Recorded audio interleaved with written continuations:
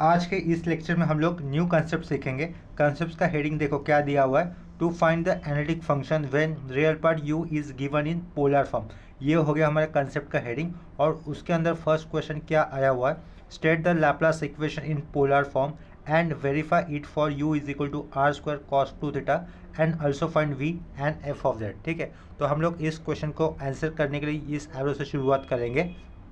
जैसे कि हम लोग जानते हैं कि z इज कॉम्प्लेक्स वेरिएबल से बने हुए फंक्शन को हम लोग एफ ऑफ जेड से डिनोट करते हैं, और ये एफ ऑफ जेड फंक्शन हमेशा यू प्लस आई वी इस फॉर्म में आता है। ठीक है, यू को कहा जाता है रियल पार्ट ऑफ फंक्शन कहा जाता है और वी को इमेजिनरी पार्ट ऑफ फंक्शन कहा जाता है। तो यूजुअली ये यू फंक्शन हमेशा most of the time X comma Y इस वेरिएबल से बना हुआ होता है, और ये आई ये जो वी इमेजिनरी पार्ट का फंक्शन है वी, वो भी usually most of the time X comma Y in variable से बना हुआ होता है। तो इसके पहले के लेक्चर में हम लोगों ने सिर्फ रियल पार्ट देने पर एफ ऑफ जेड यानी कि ये एनालिटिक फंक्शन कैसे फॉर्म करते हैं ये सीखा हुआ है, और उसके बाद के लेक्चर्स में हम लोगों ने सिर्फ इमेजिनरी पार्ट देने पर यानी कि वी ये पार्ट देने पर एफ ऑफ जेड यानी कि एनालिटिक फंक्शन कैसे फाइंड आउट करते हैं ये भी लर्न किया है। उसके बाद हम लोगों ने और एक लेक्चर में यू प्लस वी यानी कि ये यू प्लस वी फॉर्म होने पर या फिर यू माइनस वी ये डेटा गिवन देने पर analytic function F of Z कैसे फाइंड आउट करते हैं ये भी प्रीवियस लेक्चर्स में सीखा है। तो आज सीखने वाले कंसेप्ट में नया क्या है, सिर्फ ये जो भी रियल पार्ट का फंक्शन होगा u वो instead of x comma y वो आर कोमा थीटा इन वेरिएबल से बना हुआ होगा। अगर u ये फंक्शन के लिए आर कोमा थीटा ये वेरिएबल्स होते हैं तो क्या कहा जाएगा, u इस फंक्शन को इन पोलर फॉर्म कहा जाएगा। देखो यहाँ पर क्वेश्चन में u ये फंक्शन किससे बना हुआ है, are square dot cos theta, यहाँ पर आर और थीटा ये वेरिएबल दिख रहे हैं, इसका मतलब ये जो u फंक्शन है रियल पार्ट का फंक्शन है पोलर फॉर्म में दिया हुआ है, right. Laplace equation in Cartesian form कैसे लिखा जाता है, कार्टेशियन यानी कि एक्स और वाई के टर्म्स में लैप्लास इक्वेशन देखो इस तरीके से लिखा जाता है, डो स्क्वायर ये del square five is equal to doh square five upon doh X square plus doh square five upon doh Y square. ये होता है लैप्लास इक्वेशन का कार्टेशियन फॉर्म। लेकिन हमें लैप्लास इक्वेशन पोलर फॉर्म पूछा है, तो ये लैप्लास इक्वेशन पोलर फॉर्म में देखो इस तरीके से रहेगा, doh square you upon dough are square plus one upon are doh you by dough are plus one upon are square doh square you upon dough theta square equal to 0 होगा। ये है Laplace equation in polar form. यहाँ पर u ये function दिया है ना, तो इसके कारण यहाँ पे u मेंशन किया हर जगह पे। अगर ये Laplace equation for imaginary function के लिए पूछा जाता था, इमेजिनरी पार्ट के लिए पूछा जाता था, हम लोग u को रिप्लेस बाय v कर देंगे, ठीक है, और बाकी वाला पार्ट सेम ही रहेगा। तो आंसर करते वक्त यहाँ पर हमें फर्स्ट स्टेटमेंट में क्या लिखना होगा, Laplace equation in polar form can be written as follows. Question में पूछा गया था स्टेट द लैप्लास इक्वेशन, तो हम लोग इस एरो के बाद क्या लिखेंगे, Laplace equation in polar form for u is equal to are square dot cos 2 theta can be written as follows, can be written as follows. ठीक है, वो स्टेटमेंट क्या रहेगा अभी मैंने बताया था, उसी तरीके से सेम स्टेटमेंट हमें लिख देना है, that is doh square you upon dough are square plus one upon r dot doh you by dough are plus one upon are square dot doh square you upon dough theta square equal to कितना होना चाहिए, वो 0 होना चाहिए। इसके बाद question में हमें पूछा गया था कि ये जो लैप्लास इक्वेशन आता है उसको वेरीफाई भी होना चाहिए for the real part of function, ठीक है। तो उसके आगे लिखेंगे हम लोग now to verify Laplace equation, क्या लिखा ये, now to verify Laplace equation for u is equal to what r square dot cos 2 theta, ठीक है।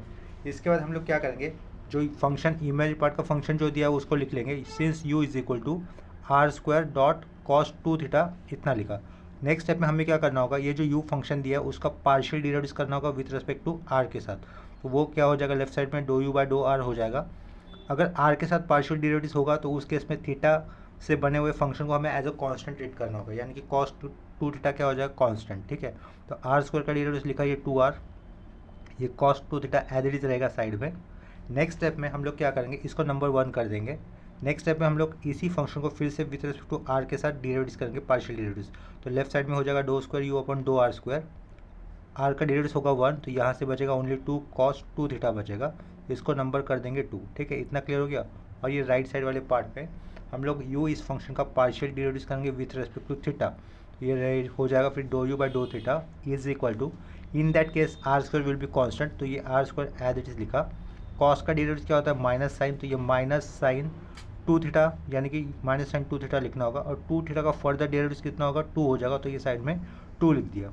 इसी स्टेप को हम लोग अगर सिंप्लीफाइड करके फिर से लिखते हैं तो आगे ये माइनस और ये 2 लिखना होगा, तो ये -2 आगे लिखा, साइड में ये आर स्क्वायर लिख दिया, और उसके साइड में क्या था साइन 2 थीटा था। ठीक है, ये स्टेप में जो भी आया है उसका फर्दर डेरिवेटिव करेंगे विथ रिस्पेक्ट टू थीटा, तो लेफ्ट साइड में चेंजेस क्या हो जाएंगे, doh square you upon dough theta square is equal to, right side में कांस्टेंट क्या बचेगा -2 आर स्क्वायर, ये कांस्टेंट रहेगा एज इट इज़।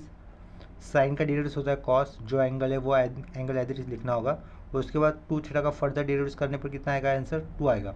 ये cos 2 theta into 2 cos 4 theta लिखना गलत हो जाएगा, क्योंकि ये 2 एल्जेब्रिक का पार्ट है, वो कॉस 2 थीटा के अंदर मल्टीपल नहीं कर सकते। ठीक है, तो ये 2 आगे जो 2 -2 आया उसी के साथ इंटू होगा, तो नेक्स्ट स्टेप में वो कैसा बन जाएगा, doh square you upon dough theta square is equal to -4 r square dot cos 2 theta रहेगा। इसको करेंगे हम लोग नंबर 3। ठीक है, इतना समझ में आया होगा। नेक्स्ट स्टेप में अभी हम लोग क्या करेंगे, LHS लिखेंगे, और उस LHS में लाप्लास इक्वेशन का जो लेफ्ट साइड वाला पार्ट होता है उसको लिख देंगे। ठीक है, तो देखो ये क्या लिखा, सीन्स लिखा, LHS लिखा, लाप्लास इक्वेशन का जो LHS वाला पार्ट होता है वही हम लोग यहाँ पे लिख दे रहे हैं, that is LHS is equal to doh square you upon dough are square plus 1 upon are doh you by dough are plus 1 upon are square doh square you upon dough theta square. ठीक है, इतना लिख दिया is equal to, अभी देखो doh square you upon dough are square जिसको हम लोगों ने ऑलरेडी कैलकुलेट किया है ये सेकेंड वाले इक्वेशन में, तो वही वैल्यू हम लोग यहाँ पे लिख देंगे। वो वैल्यू क्या हो जाएगी 2 cos 2 थीटा हो जाएगी, प्लस ये 1 अपॉन आर लिखा। फर्स्ट इक्वेशन में हमें doh you by dough r की वैल्यू आ चुकी है, देखो यहाँ पर फर्स्ट इक्वेशन में doh you by dough r की वैल्यू आई है, वो कितनी है 2r cos 2 थीटा, तो हम लोग यहाँ पे लिखेंगे 2r cos 2 थीटा लिखेंगे, प्लस 1 अपॉन आर स्क्वायर लिखा। थर्ड इक्वेशन में हमारे पास do square you upon dough theta square की भी वैल्यू आ चुकी है यहाँ पर, वो क्या है -4r स्क्वायर cos 2 थीटा, तो वो ब्रैकेट में लिख देंगे -4r स्क्वायर, ये क्या लिखा cos 2 theta round bracket close. Next step में देखो कौन से टर्म कैंसिल हो गए, ये r और ये अपॉन का r कैंसिल, 2 cos 2 थीटा बचेगा, और लेफ्ट साइड में ऑलरेडी क्या है 2 cos 2 थीटा है, यानी कि क्या हो जाएगा वो 4 टाइम्स ऑफ cos 2 थीटा हो जाएगा। ठीक है, ये माइनस साइन प्लस को ओवरराइट करेगा तो यहाँ पे लिखेंगे माइनस, अपॉन में आर स्क्वायर है, यहाँ पर आर स्क्वायर है, are square upon are square cancel, -4 times of cos 2 theta बचेगा, -4 टाइम्स ऑफ cos 2 थीटा बचेगा। ठीक है, और इसके लेफ्ट साइड में ये लैप्लास इक्वेशन का लेफ्ट साइड वाला पार्ट हम लोगों ने LHS से डिनोट किया है। नेक्स्ट स्टेप में हम लोग क्या लिख सकते हैं, LHS इज इक्वल टू कितना हो गया 0 हो गया, यानी कि LHS कितना आया इक्वल टू RHS आ गया। दैट मीन्स ये क्या लिखा, दैट इज लिखा LHS लाप्लास इक्वेशन का LHS वाला पार्ट, वो क्या था doh square you upon dough are square plus 1 upon are doh you by dough are plus 1 upon are square doh square you upon dough theta square equal to कितना मिला हमें 0 मिला। Therefore next statement में हम लोग क्या लिख सकते हैं, therefore Laplace equation is verified, therefore Laplace equation is verified for u is equal to what r square dot cos 2 theta. ये करने के बाद हमें क्या करना होगा, ये फंक्शन को फाइंड आउट करना है और f ऑफ z को भी फाइंड आउट करना था। इसके बाद हम लोग लिखेंगे सिंस कॉचिस रीमन इक्वेशंस, क्या लिखा Cauchy's Riemann equations in polar form are, क्या लिखा Cauchy's Riemann equation in polar form are. Cauchy's Riemann equation in polar form क्या होती है, देखो do u upon dough r is equal to 1 upon are do v by dough theta होता है, और एक दूसरा कॉचिस रीमन इक्वेशन होता है doh u upon dough theta is equal to -r doh v upon dough r. ठीक है, अगर कोई भी फंक्शन एनालिटिक होता है तो function analytic Cauchy Riemann equation condition satisfy हो जाने पर ही उस फंक्शन को हम लोग एनालिटिक फंक्शन कह सकते हैं। इन दोनों कंडीशन में से हम लोग ये वाला कंडीशन यूज़ करेंगे क्योंकि हमारे पास do you by dough r available है। ठीक है, तो do you by dough r क्या था हमारे पास अवेलेबल, देखो ये वैल्यू थी 2r cos 2 थीटा, ये वैल्यू थी, तो हम लोग doh you by dough r को क्या लिख देंगे 2r डॉट cos 2 थीटा लिख दिया। राइट साइड का वाला पार्ट एज इट इज लिखा 1 अपॉन आर, ये doh v upon dough theta, ये वाला पार्ट एज इट इज लिखा। ठीक है, नेक्स्ट स्टेप में देखो क्या कर सकते हैं हम लोग, राइट साइड में जो 1/r आया है, अगर इस r को हम लोग लेफ्ट साइड में लेंगे तो वो इस r को इन टू हो जाएगा, यानी कि मल्टीपल हो जाएगा। तो लेफ्ट साइड में क्या बचेगा 2r² dot cos 2 theta, right side में क्या बचेगा doh v by dough theta. ठीक है, नेक्स्ट स्टेप में हम लोग क्या करेंगे, राइट साइड का वाला पार्ट लेफ्ट साइड में लिखेंगे और लेफ्ट साइड वाला पार्ट राइट साइड में लिखेंगे। देयरफॉर वो कैसा हो जाएगा doh v by dough theta is equal to 2r² cos 2 theta. ठीक है, इतना समझ में आया होगा। या अपॉन में डो थीटा जो दिख रहा है उसको हम लोग राइट साइड में ले लेंगे, तो लेफ्ट साइड में बचेगा only doh v is equal to 2r² dot cos 2 theta, और यहाँ पे क्या रहेगा डो थीटा हो जाएगा। नेक्स्ट स्टेप में हम लोग इंटीग्रेटिंग बोथ साइड ये स्टेप अप्लाई कर देंगे। क्या लिखा इंटीग्रेटिंग बोथ साइड। ठीक है, तो इंटीग्रेटिंग बोथ साइड करने पर ये लिखा है इंटीग्रेशन का साइन डो भी लिखा है यहाँ पर सिंपली। राइट साइड में कांस्टेंट कौन होगा 2r² कांस्टेंट होगा। क्यों, क्योंकि यहाँ पर क्या दिख रहा है डो थीटा, यानी कि थीटा के साथ ही इंटीग्रेशन होगा। थीटा इस वेरिएबल के साथ जो भी फंक्शन होता है उसी के साथ इंटीग्रेशन होगा, तो इन दैट केस 2r² को कांस्टेंट कंसिडर करना होगा। तो ये 2r² ले लिया बाहर, इंटीग्रल फॉर अभी यहाँ पर क्या आएगा cos 2 थीटा आएगा और उसके साइड में डो थीटा आएगा। इंटीग्रेशन डो भी कितना हो जाएगा सिंपली v हो जाएगा, यहाँ से कांस्टेंट आएगा 2r²। कॉस का डेरिवेटिव क्या होता है माइनस साइन, साइन का डेरिवेटिव होता है कॉस। क्या कहा साइन का डेरिवेटिव अगर कॉस होता है तो कॉस का इंटीग्रेशन क्या होगा साइन होगा। तो हम लोग क्या लिखेंगे साइन 2 थीटा, और 2 थीटा का फर्दर डेरिवेटिव करके जो भी आएगा आंसर उसको अपॉन में लिखेंगे, तो अपॉन में आएगा 2। ठीक है, ये प्लस सी दे दिया इंटीग्रेशन का कांस्टेंट। यहाँ से ये आगे का 2 और ये 2 कैंसिल हो जाएगा।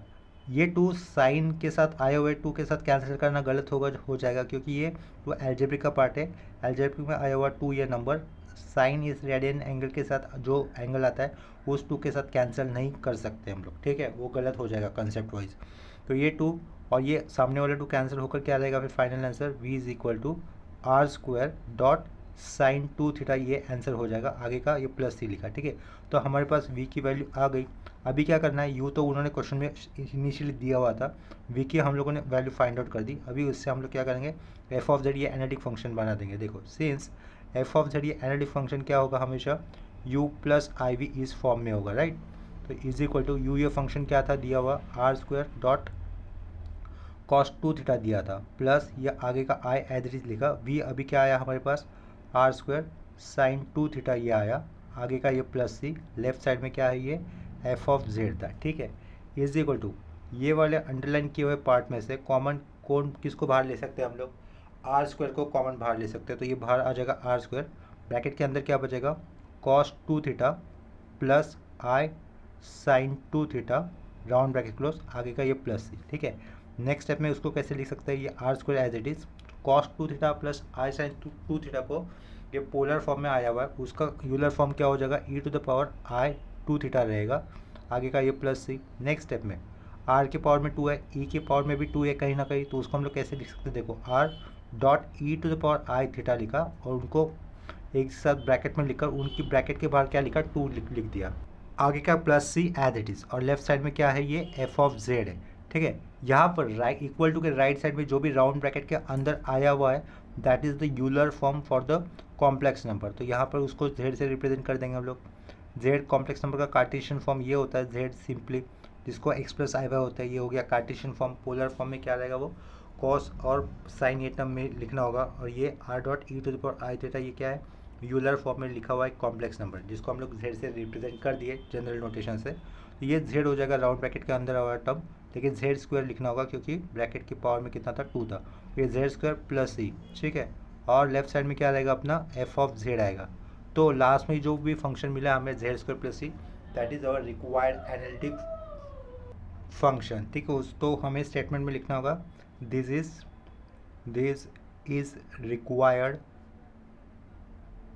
Required analytic function. ठीक है, तो अभी हम लोग क्या करेंगे, ये फर्स्ट क्वेश्चन हमारा हो गया कंप्लीट। सेम कंसेप्ट के ऊपर हम लोग और एक क्वेश्चन करते हैं यहाँ पर। देखो जो दूसरा क्वेश्चन लिया है उसके बाद, तो क्वेश्चन में क्या दिया है verify Laplace equation for u is equal to round bracket के अंदर दिया है r plus a square by r, round bracket close, आगे दिया है cos theta, also find v and f of z। तो इसके आंसर के लिए हम लोग इस एरो से शुरुआत करेंगे, और शुरुआत में क्या लिखना होगा to verify Laplace equation for, to verify Laplace equation Laplace equation for v is equal to u is equal to function क्या है r plus a square upon r round bracket close और ये cos theta. Laplace equation in Cartesian form भी होता है लेकिन वो अलग कंसिडर नहीं कर सकते, क्यों? क्योंकि गिवन रियल पार्ट हमें इन पोलर फॉर्म में दिया हुआ है, तो हमें Laplace equation in polar form वाला ही वेरीफाइड करना होगा, ठीक है। To verify Laplace equation for u is equal to bracket में r plus a square by r bracket close cos theta लिखा। इतना लिखने के बाद हम लोग u को एक बार फिर से लिख देंगे। u इज इक्वल टू वो क्या रहेगा r plus a square upon r लिखा, ब्रैकेट के बाद क्या लिख दिया कॉस थीटा लिख दिया। इसका हम लोग ये जो u फंक्शन लिखा है उसका पहले हम लोग पार्शियल डेरिवेटिव करेंगे विथ रिस्पेक्ट टू r के साथ। तो लेफ्ट साइड में क्या आ जाएगा doh u upon dough r हो जाएगा। ऐसा स्टेटमेंट लिखने की ज़रूरत नहीं है कि हम लोग पार्शियल डेरिवेटिव कर रहे हैं विथ रिस्पेक्ट टू r, ये वाले सिंबल से हमें वो पता चल ही जाता है कि हम लोगों ने u का पार्शियल डेरिवेटिव r के लिए r के साथ ही किया है, ठीक है। तो r का डेरिवेटिव क्या हो जाएगा 1 प्लस 1 अपॉन एक्स का डेरिवेटिव होता है माइनस 1 अपॉन एक्स स्क्वायर। क्या कहा 1 अपॉन एक्स का डेरिवेटिव होता है माइनस 1 अपॉन एक्स स्क्वायर। तो ए स्क्वायर तो कांस्टेंट है, ठीक है, तो वो आएगा साइड में और फिर क्या बचेगा 1 अपॉन आर। तो 1 अपॉन आर का डेरिवेटिव क्या हो जाएगा माइनस 1 अपॉन आर स्क्वायर। तो यहाँ पे माइनस अपॉन आर स्क्वायर, ठीक है। उसको एक राउंड ब्रैकेट में लिख देते हैं, ये स्क्वायर ब्रैकेट क्लोज कर दिया और ये कॉस्ट थीटा कांस्टेंट था उसको एज इट इज साइड में लिख दिया, ठीक है। तो नेक्स्ट स्टेप में हम लोग क्या करेंगे, जो अभी हम लोगों ने पार्शियल डेरिवेटिव किया था उसको हम लोग प्रॉपरली लिखेंगे, यानी कि ये जो माइनस है माइनस के आगे प्लस साइन है, तो ये माइनस साइन इस प्लस साइन को ओवरराइड करेगा। तो राउंड ब्रैकेट के अंदर क्या लिखेंगे 1 minus a square upon are square round bracket close और उसके बाहर क्या रहेगा कॉस थीटा रहेगा। इतना करने के बाद अभी हम लोगों को इसी फंक्शन को जो लास्ट पे जो फंक्शन मिला है उसका एक पार्शियल डेरिवेटिव करना है विथ रिस्पेक्ट टू आर के साथ। तो लेफ्ट साइड में क्या रहेगा doh square you upon dough are square हो जाएगा। इस 1 का डेरिवेटिव नहीं होगा, 1 का derivative 0, minus a square constant है, minus a square constant side में आ जाएगा। माइनस ए स्क्वायर कॉन्स्टेंट अगर हम लोग साइड में लेते हैं तो यहाँ से क्या बचेगा 1 अपॉन आर स्क्वायर। तो 1 अपॉन आर स्क्वायर का डेरिवेटिव क्या हो जाएगा अगर हम लोग with respect to 1 upon x के साथ उसको कंपेयर करते हैं तो 1 अपॉन एक्स का डेरिवेटिव क्या होता है माइनस 1 अपॉन एक्स स्क्वायर। तो 1 अपॉन आर स्क्वायर का डेरिवेटिव क्या हो जाएगा माइनस 1 अपॉन आर स्क्वायर का स्क्वायर यानी कि आर टू द पावर 4 और फिर उसके आगे ये आर स्क्वायर एक्स की जगह पर आया था उसका फर्दर डेरिवेटिव होता है तो कितना रहेगा ओनली सिंपली 2r रहेगा, राइट। और बाजू में cos theta constant. Next step में देखो ये माइनस प्लस हो जाएगा, ऊपर r है नीचे r टू द पावर 4 है। नेक्स्ट स्टेप में सिंप्लीफिकेशन कैसे रहेगा 2 times of a square upon r cube, side का ये कॉस थीटा, लेफ्ट साइड में क्या doh square you upon dough are square, ठीक है। इतना समझ में आया होगा। ऐसा क्यों फाइंड आउट किया हम लोगों ने, doh you by dough r की रिक्वायरमेंट होती है लाप्लास इक्वेशन के अंदर, उसके बाद doh square u upon doh are square की भी रिक्वायरमेंट होती है लाप्लास इक्वेशन के अंदर, तो उसको नंबर 1 कर दिया, इसको नंबर 2 कर दिया। इसके बाद अभी हम लोग क्या करेंगे, ये जो फंक्शन दिया है ना यू फंक्शन उसका पार्शियल डेरिवेटिव करेंगे विथ रिस्पेक्ट टू थीटा के साथ, ठीक है। तो वो वाला पार्ट मैं यहाँ पे साइड में कर देता हूँ, इस साइड में पार्टीशन किया यू इस फंक्शन का पार्शियल डेरिवेटिव होगा पहले थीटा के साथ, ठीक है। तो देखो ये क्या लिखेंगे हम लोग यहाँ पर doh you by dough theta लिख दिया इज इक्वल टू, तो ये ब्रैकेट पहला ब्रैकेट तो एज इट रहेगा r plus a square upon r, ये bracket as it is. Cos का डेरिवेटिव क्या हो जाएगा माइनस साइन थीटा, ये माइनस साइन थीटा लिखा round bracket close. Next step में इसी फंक्शन का फर्दर डेरिवेटिव करेंगे विथ रिस्पेक्ट टू थीटा के साथ, ये क्या हो जाएगा फिर ये do square you upon dough theta square, ये माइनस आगे आ जाएगा तो ये माइनस आगे लिखा, ब्रैकेट के अंदर क्या बचेगा r plus a square upon r, minus आगे लिखा, साइन का डेरिवेटिव क्या होता है कॉस थीटा होता है, तो यहाँ पे क्या बचेगा ओनली कॉस थीटा बचेगा। इसको नंबर कर देंगे हम लोग, जो भी ये आया उसको नंबर करेंगे नंबर 3। नेक्स्ट स्टेप में लाप्लास इक्वेशन का जो भी एलएचएस वाला पार्ट होता है वो हम लोग लिख देंगे। देखो लाप्लास इक्वेशन के अंदर ये जो पार्ट अभी मैं अंडरलाइन कर रहा हूँ वो यूज़ होने वाले हैं। ये थर्ड इक्वेशन में आया हुआ ये वाला पार्ट, सेकेंड इक्वेशन में आया हुआ ये वाला पार्ट और फर्स्ट इक्वेशन में आया हुआ ये वाला पार्ट लाप्लास इक्वेशन के अंदर यूज़ होने वाला है, ठीक है। इसके बाद हमें क्या करना था, लाप्लास इक्वेशन का एलएचएस वाला पार्ट लिखना है। ये एलएचएस लिखा वो क्या होगा doh square you upon dough are square plus 1 upon are doh you by dough are plus 1 upon are square doh square you upon dough theta square रहेगा, ठीक है। नेक्स्ट स्टेप में हम लोग क्या करेंगे, देखो doh square you upon dough are square की वैल्यू पुट कर देंगे जो कि हमें इक्वेशन 2 से मिली हुई है, वो कितनी है 2 a square upon r cube cos theta है, राइट, प्लस ये 1 upon r as it is लिखा do you by dough r, equation 1 से उसकी वैल्यू मिल जाएगी, ये इक्वेशन 1 है यहाँ पर, ठीक है। वैल्यू क्या है वो 1/r लिखने के बाद ब्रैकेट में क्या लिखना है हमें 1 minus a square upon are square, round bracket close, बाजू में रहेगा उसके कॉस थीटा। उसके आगे क्या लिखना है हमें 1/r² लिखना है, तो ये 1/r² लिख दिया। ब्रैकेट में क्या लिखना होगा, स्क्वायर ब्रैकेट में लिख देते हैं। स्क्वायर ब्रैकेट में क्या लिखना होगा, माइनस राउंड ब्रैकेट होगा r plus a square by r, और इस राउंड ब्रैकेट के आगे क्या लिखेंगे कॉस थीटा, और लास्ट में ये स्क्वायर ब्रैकेट क्लोज, ठीक है। नेक्स्ट स्टेप में देखो, नेक्स्ट स्टेप में चेंजेस क्या करने होंगे, हम लोग इस ब्रैकेट को अंदर मल्टीपल कर देंगे, तो ये क्या हो जाएगा 2a² upon r³ cos theta. First term में कोई चेंजेस नहीं, वो एज इट इज लिखा। ये 1/r ब्रैकेट के बाहर क्या है कॉस थीटा भी है, तो ये 1/r कॉस थीटा 1 के साथ इंटू होगा, तो सिंपली 1/r कॉस थीटा ही लिखना होगा हमें, माइनस ये a² upon r into r²r³, तो minus a² upon r³ side का ये कॉस थीटा रहेगा। आफ्टर दैट 1/r², ये माइनस और ये कॉस थीटा है, क्या है ये 1/r², ये माइनस और ये कॉस थीटा है, वो क्या हो जाएगा माइनस, वो सारा टर्म अगर r के साथ इंटू हो जाएगा तो ये ऊपर का r नीचे का r² कैंसिल हो जाएगा, वो टर्म क्या बचेगा माइनस 1/r कॉस थीटा ये बचेगा, ठीक है।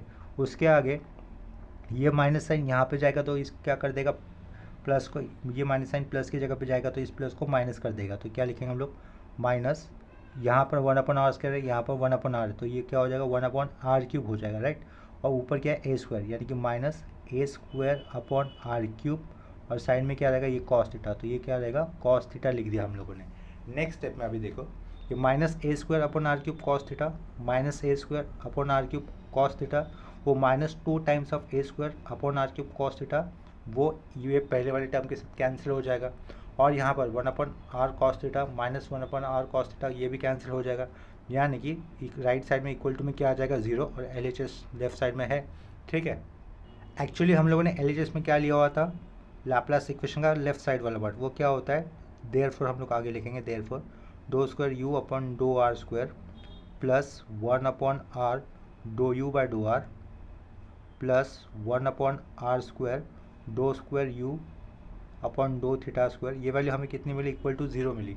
इसका मतलब Laplace equation in polar form satisfy हो गया for the given u function, ठीक है। तो हम लोग नेक्स्ट स्टेटमेंट में लिखेंगे therefore Laplace equation is verified for u is equal to, bracket में क्या था function r plus a² upon r, और राउंड ब्रैकेट के बाहर क्या था कॉस थीटा, ठीक है। इतना क्लियर हो गया। इसके बाद हमें इमेजिनरी पार्ट का फंक्शन भी निकालना है v, और f(z) भी निकालना है आगे चलकर, ठीक है। इसके आगे हम लोग लिख सकते हैं कि since Cauchy's Riemann equation in polar form are, since क्या लिखा कॉचीज रीमन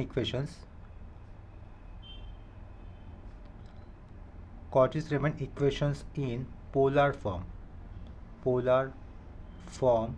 आर, वो क्या होती है Cauchy's Riemann equation polar form, do u upon dough r equal to 1/r dough v by dough theta, ये सेमीकोलन करके ये पहला वाला लिख दिया। अब दूसरा वाला लिखेंगे डो u upon dough theta is equal to minus r डो v बाय डो r होगा, ठीक है।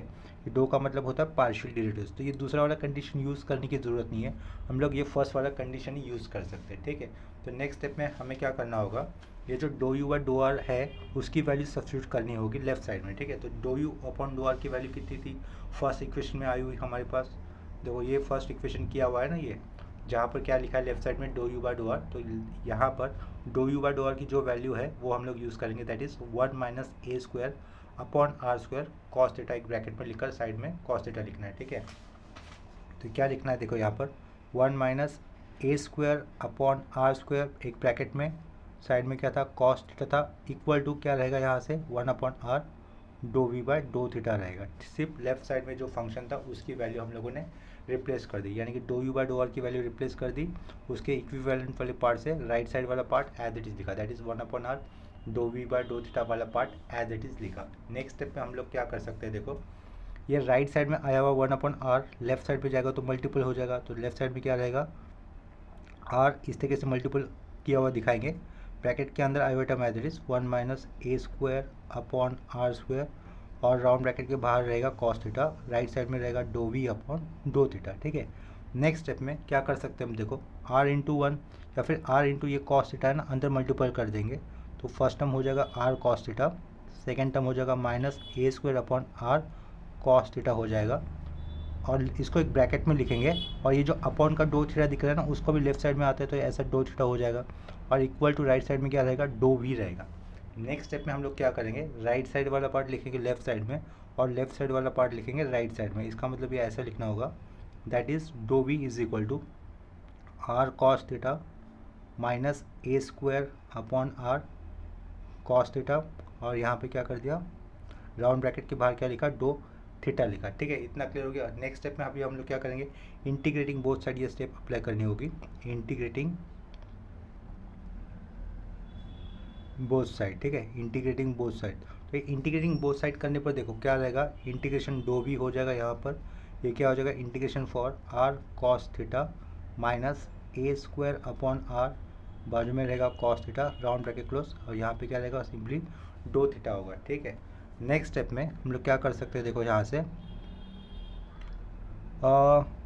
ये इंटीग्रेशन में, एक मिनट, राइट साइड वाले इंटीग्रेशन में थीटा के साथ इंटर ये हो रहा है ना, इंटीग्रेशन हो रहा है, तो इस स्टेप में हम लोगों ने अननेसेसरी इसको बढ़ा दिया था, तो ये ऐसा लिख सकते हैं स्टेप, सेम स्टेप को r minus a square upon r round bracket में लिखकर, बाहर क्या रहेगा, कॉस थीटा रहेगा, और यहाँ पर डो थीटा रहेगा। ऊपर वाला स्टेप है क्या कर दिया, सिर्फ कॉस थीटा को बाहर लिख दिया, राइट, सिर्फ कॉस थीटा को राउंड ब्रैकेट के बाहर लिखा। यहाँ पर राइट साइड में फोकस करना, राइट साइड में अगर हमें इंटीग्रेशन करना है तो विथ रिस्पेक्ट टू थीटा के साथ करना है, क्योंकि लास्ट में डो थीटा आया हुआ है, तो in that case r minus a square बार, ये तो कांस्टेंट कंसिडर किया जाएगा, तो उसको कांस्टेंट को ले लेते बाहर, आर माइनस ए स्क्वायर बार, आर को कॉमन बाहर ले लिया, कांस्टेंट बाहर ले लिया, एज ए कांस्टेंट बाहर लेने पर इंटीग्रेशन किसके लिए बचेगा, इंटीग्रेशन फॉर कॉस थीटा डो थीटा के लिए बचेगा, राइट। और लेफ्ट साइड में इंटीग्रेशन डो वी कितना हो जाएगा, वी, यहाँ पर वी, यहाँ पर भी वी। नेक्स्ट स्टेप में हम लोग क्या करेंगे, इंटीग्रेशन कॉस थीटा कर देंगे, साइन का डेरिवेटिव क्या होता है, कॉस होता है, तो कॉस का इंटीग्रेशन क्या होगा, साइन हो जाएगा ना, उसके पहले ये वाला ब्रैकेट एज इट इज लिखना होगा, r minus a square by r, एक राउंड ब्रैकेट के अंदर कॉस थीटा का इंटीग्रेशन सिंपली साइन थीटा, ये इंटीग्रेशन का कांस्टेंट प्लस सी। देखो यहाँ पर हमारे पास v आ चुका है, ऑलरेडी क्वेश्चन में उन्होंने u दिया था, तो u पता है, v पता है, उससे हम लोग f ऑफ z बना सकते हैं, देयरफॉर हम लोग f ऑफ z बनाएंगे, f of z equal to क्या रहेगा, u प्लस आई वी रहेगा, राइट। तो u फंक्शन हम लोगों को पुट करना होगा, that is r plus a square upon r, उसके बाहर क्या था, कॉस थीटा था, प्लस ये आई लिखा, v फंक्शन क्या आया हुआ है ऊपर, r minus a square upon r, round bracket के बाहर क्या रहेगा, साइन थीटा होगा, या आगे का प्लस सी। ठीक है, नेक्स्ट स्टेप में क्या कर सकते हैं हम लोग, r into this cos theta, तो ये क्या हो जाएगा, r cos theta, after that A square upon r into cos theta, plus i into r, और ये बाहर आया हुआ साइन थीटा, यानी कि क्या होगा, वो i r sine theta minus i a square upon r, ये क्या रहेगा, फिर से साइन थीटा, आगे प्लस सी। नेक्स्ट स्टेप में देखो ये जो अंडरलाइन किया है और ये जो अंडरलाइन किया है, उन टर्म को हम लोग ऐड कर देंगे, that is r cos theta plus i r sine theta. ठीक है, और ये अभी जो करली अंडरलाइन किया है और ये अभी जो करली अंडरलाइन किया है, उन टर्म को हम लोग साथ में लिख देंगे, तो plus a square upon r cos theta लिखा, minus i a square upon r, side में क्या लिखा, साइन थीटा लिखा, आगे प्लस सी था। ठीक है, नेक्स्ट स्टेप में हम लोग क्या कर सकते हैं, ये जो अंडरलाइन किया है उस वाले पार्ट में से हम लोग आर को कॉमन बाहर लेंगे, ब्रैकेट के अंदर क्या बचेगा, कॉस थीटा प्लस आई साइन थीटा बचेगा, और अभी नेक्स्ट वाले पार्ट में ये जो लाइन अंडरलाइन किया है उससे हम लोग किसको कॉमन बाहर ले लेंगे, ए स्क्वायर अपॉन आर को कॉमन बाहर लेंगे, क्या किसको, ए स्क्वायर अपॉन आर को कॉमन बाहर ले लिया, तो ब्रैकेट के अंदर क्या बचेगा, cos theta minus i sine theta बचेगा, राउंड ब्रैकेट क्लोज, ये आगे का प्लस से। ठीक है, तो कॉस थीटा प्लस आई साइन थीटा ये पोलर फॉर्म में आया हुआ टर्म है, तो उसको हम लोग यूलर फॉर्म में किस तरीके से लिख सकते हैं, e to the power i theta, इस तरीके से लिख सकते हैं। आगे वाले पार्ट में क्या करना होगा, plus a square upon r लिखा, ये क्या है, cos theta minus i sine theta, ये पोलर फॉर्म में आया हुआ टर्म है, जिसको हम लोग यूलर फॉर्म में लिखेंगे तो कैसे लिख सकते हैं, e to the power minus i theta लिख सकते हैं, ये आगे का प्लस है। ठीक है, नेक्स्ट स्टेप में ये r e to the power i theta as it लिखा, प्लस इंडाइसेस के रूल अप्लाई करते हुए ये e to the power minus i theta है, अगर हम लोग उसको इंडाइसेस के रूल अप्लाई कर लिखते हैं तो वो कैसे लिख सकते हैं, e to the power denominator में आएगा वो टर्म तो e⁻i थीटा हो जाएगा और ये आगे का प्लस सी, ठीक है।